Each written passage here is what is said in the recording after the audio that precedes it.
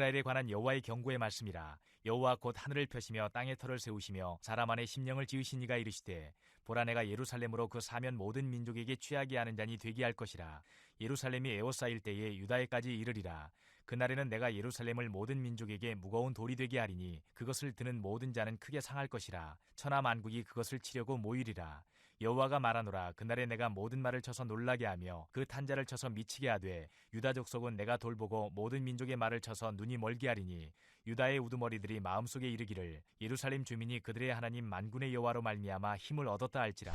그날에 내가 유다 지도자들을 나무 가운데에 화로 같게 하며 곡식단 사이에 횃불 같게 하리니 그들이 그 좌우에 에워싼 모든 민족들을 불살할 것이요 예루살렘 사람들은 다시 그 본 곳 예루살렘에 살게 되리라. 여호와가 먼저 유다 장막을 구원하리니 이는 다윗의 집의 영광과 예루살렘 주민의 영광이 유다보다 더하지 못하게 하려 함이니라. 그날에 여호와가 예루살렘 주민을 보호하리니 그 중에 약한 자가 그날에는 다윗 같겠고 다윗의 족속은 하나님 같고 무리 앞에 있는 여호와의 사자 같을 것이라.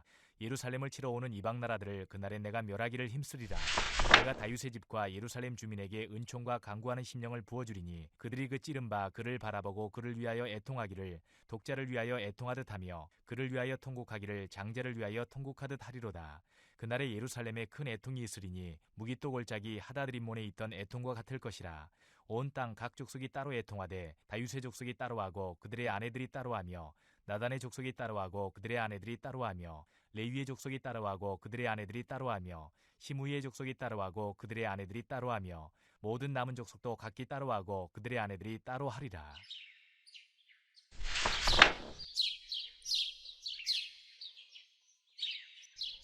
11장에서는 지도자에서부터 온 백성에 이르기까지 불법을 행하고 하나님을 저버린 유다와 이스라엘에 대한 심판을 말씀하셨던 우리 하나님께서 오늘 본문의 12장에서는 그럼에도 불구하고 당신의 백성을 열방 가운데서 지키시고 구원하시겠다 선포하고 계십니다. 1절 말씀에 이스라엘에 관한 여호와의 경고의 말씀이라. 여호와 곧 하늘을 펴시며 땅에 터를 세우시며 사람 안에 심령을 지으신 이가 이르시되. 하늘 펴시며 땅에 터를 세우시며 사람 안에 심령을 지으신 우리 여호와 하나님께서 하나님의 백성인 이스라엘과 유다를 부당하게 괴롭히는 열방을 심판하시겠다고 경고하고 계시는 것입니다. 하나님께서는 예루살렘을 잔으로 만들어 열국을 취하게 하시고 또 묵은 돌로 만들어 열국이 들다가 크게 상하게 하시면서 또 유다 지도자들을 횃불로 만들어 유다와 예루살렘을 에워싼 모든 민족을 불살릴 것이라고 말씀하십니다. 유다와 예루살렘은 스스로는 아무것도 변한 것이 없었습니다. 그러나 자신의 능력으로 강화해지는 것이 지금 아닙니다.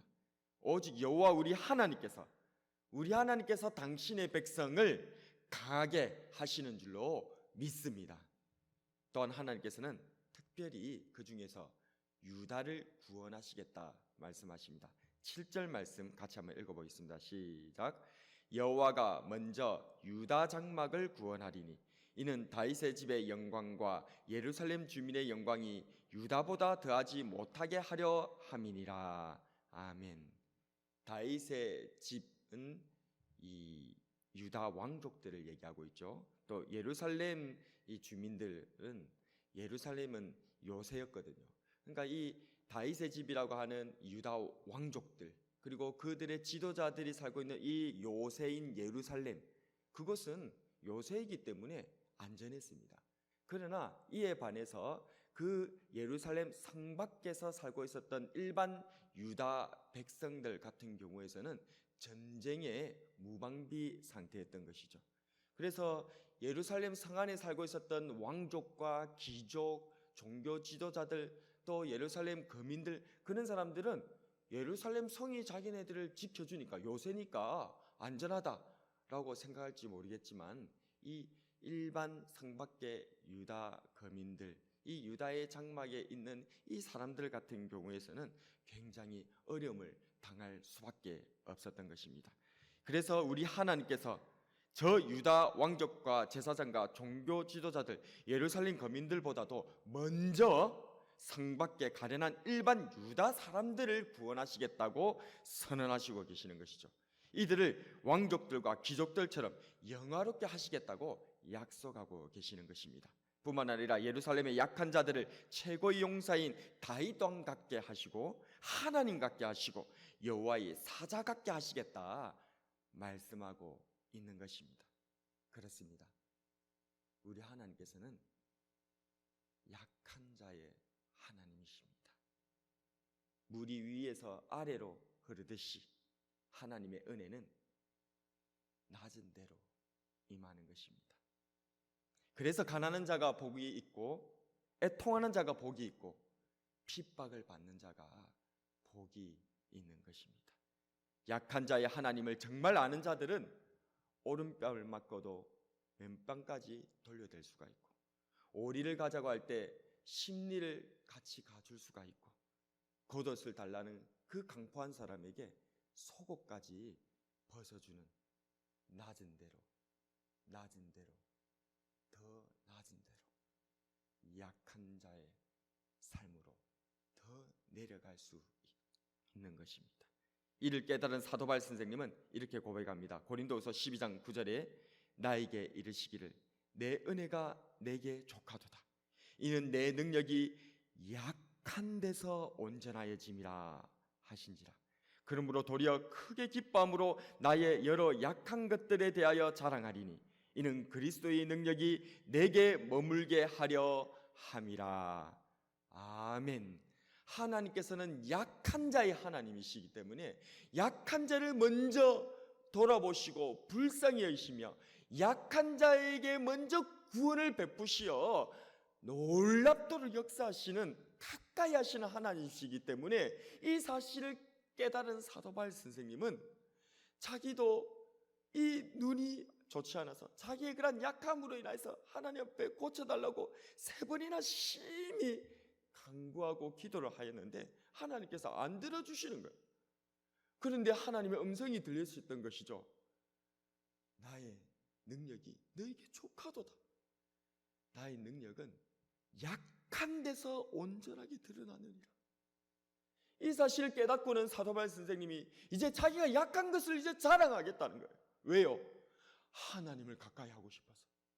내가 약할 때 하나님께서 나를 가까이 해주신다는 것을 깨닫고는 이제 저는 약한 게 좋습니다. 저는 약한 게 자랑스럽습니다. 하나님, 저는 약합니다. 하나님, 저와 함께 해주시옵소서. 이렇게 고백하더라는 것입니다. 이 놀라운 진리를 깨닫는 저와 여러분 되시기를 바랍니다. 하나님은 약한 자의 하나님, 은혜는 낮은 대로 임한다는 사실을 기억하는 저와 여러분이 되기를 축복합니다. 그런데 하나님의 백성의 승리와 구원을 말씀하시다가 갑자기 10절 이후에는 애통이 있을 것이다. 이 기쁘고 즐거운 이 구원의 자리에 갑자기 찬물을 끼얹는 것 같이 애통이 있을 것이라고 하나님께서 말씀하십니다. 10절 말씀 같이 한번 읽어보겠습니다. 시작. 내가 다윗의 집과 예루살렘 주민에게 은총과 강구하는 심령을 부어주리니 그들이 그 찌른 바 그를 바라보고 그를 위하여 애통하기를 독자를 위하여 애통하듯 하며 그를 위하여 통곡하기를 장자를 위하여 통곡하듯 하리로다. 아멘. 그를 위하여 애통하고 그를 위하여 통곡한다. 이 승리와 구원의 순간에 대체 누구를 위하여서 애통한다는 말씀일까요? 당시에 스가랴 선지자를 비롯하여서 하나님의 백성들은 여기 나오는 그가 누구인지 알지 못했을 것입니다. 그러나 우리는 이 구절의 의미를 알고 있습니다. 누구입니까? 우리의 승리와 구원을 위하여서 그렇게 애통의 길을 걸어갈 수밖에 없었던 그분, 바로 우리 구주 예수님이십니다. 이사야 53장 5절에서 6절에 그가 찔림은 우리의 허물 때문이요 그가 상함은 우리의 죄악 때문이라.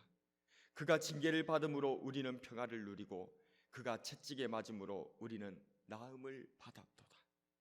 우리는 다 양 같아서 그릇 행하며 각기 제 길로 갔거늘 여호와께서는 우리 모두의 죄악을 그에게 담당시키셨도다. 우리의 구원은 그저 온 것이 아닙니다. 주님께서 우리를 위하여 피 흘리시기까지 희생하셨기 때문입니다. 이스라엘과 유다에는 선한 목자가 없었습니다. 그들의 못된 목자들은 없어진 자를 마음에 두지 아니하며 흩어진 자를 찾지 아니하며 상한 자를 고치지 아니하며 강건한 자를 먹이지 아니하고 오히려 살찐 자의 고기를 먹으며 또 그 굽을 찢는 자라고 스가랴 11장 16절에서 고발하고 있습니다. 그러나 우리 예수님께서는 선한 목자로 찾아와 주셨습니다. 요한복음 10장 10절에서 12절에 도둑이 오는 것은 도둑질하고 죽이고 멸망시키려는 것뿐이요 내가 온 것은 양으로 생명을 얻게 하고 더욱 풍성히 얻게 하려 함이라. 나는 선한 목자라. 선한 목자는 양들을 위하여 목숨을 버리거니와 삭구는 목자도 아니요 양도 제 양이 아니라 이리가 오는 것을 보면 양을 버리고 달아나나니 이리가 양을 물어가고 또 해치느니라. 우리의 구원과 승리에 우리 구주 예수님의 목숨 버리신 희생이 있었음을 항상 기억하고 감사하는 저희들이 되었으면 좋겠습니다. 하나님께서는 당신의 독생하신 아드님의 이 큰 구원과 희생을 우리 한 사람 한 사람이 각각 따로따로 깊이 가슴에 새기라고 오늘 본문 12절에서 14절 겨우 3절에 이 따로라고 하는 따로 애통하라 따로 애통하라고 하는 이 말을 무려 11번이나 반복하고 계십니다. 그 아버지와 그 아들이 또 그 아내가 각각 따로 애통하라. 따로 애통하라. 독생자가 죽은 것처럼 애통하라. 자기 장자가 죽은 것처럼 그렇게 애통하라. 아버지 하나님께서 독생하신 우리의 예수님을 우리 죄를 위해서 보내주실 때 얼마나 우셨는지 우리 아버지 하나님의 그 마음을 알고 우리도 그렇게 애통하라, 통곡하라고 말씀하고 있다는 것입니다. 따로 말씀을 정리하겠습니다. 하나님께서는 우리를 반드시 구원하십니다. 우리가 죄인일지라도 그럼에도 불구하고 불쌍히 여기셔서 구원하십니다. 우리를 구원하시되 특별히 약한 사람, 가련한 사람을, 불쌍한 사람을 먼저 구원하시고 영화롭게 하십니다. 그러나 우리 한 사람 한 사람이 따로따로 반드시 기억해야 할 것은 하나님께서 당신의 독생자를 나와 우리의 구원을 위해서 희생하셨다는 것은 우리의 구원은 값없이 주어진 것이지만 결코 값싼 것이 아니라는 사실을 나를 위해 죄 없으신 예수님께서 십자가에 죽으셨다는 이 은혜를 깊이 되새기고 하나님의 구원으로는 기뻐하되 내 죄 때문에 십자가에서 대신 죽으신 예수님을 깊이 애통하는 이 구원과 애통의 이중주를 항상 노래하며 살아가는 저와 여러분이 되기를 주님의 이름으로 축복합니다.